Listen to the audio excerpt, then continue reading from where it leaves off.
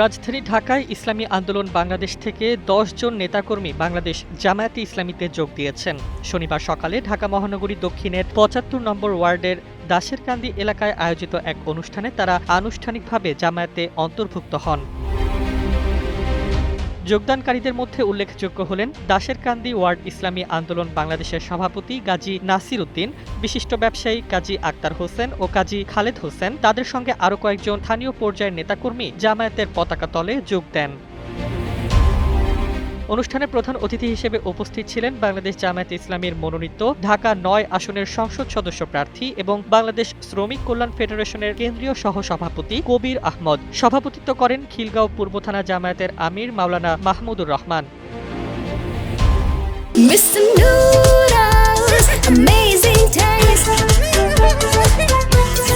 এ সময় জামায়াতের নেতৃবৃন্দ নবাগত সদস্যদের ফুলেল শুভেচ্ছা জানান এবং সংগঠনের আদর্শ, লক্ষ্য ও কর্মসূচি তুলে ধরেন। বক্তারা বলেন, ইসলামী আদর্শ ভিত্তিক সমাজ ও রাষ্ট্র গঠনে জামায়াতে ইসলামী নিরলসভাবে কাজ করে যাচ্ছে। নতুন যোগদানকারীরা এই সংগ্রামে গুরুত্বপূর্ণ ভূমিকা রাখবেন বলে তারা আশা প্রকাশ করেন। নবাগত নেতাকর্মীরা জানান, দেশের বর্তমান রাজনৈতিক বাস্তবতায় ইসলামী আদর্শ বাস্তবায়নের লক্ষ্যে তারা জামায়াতে ইসলামীতে যোগ দেওয়ার সিদ্ধান্ত নিয়েছেন। এই যোগদানের মাধ্যমে রাজধানীর দক্ষিণাঞ্চলে জামায়াতের সাংগঠনিক শক্তি আরও সুদৃঢ় হবে বলে সংশ্লিষ্টরা মনে করছেন।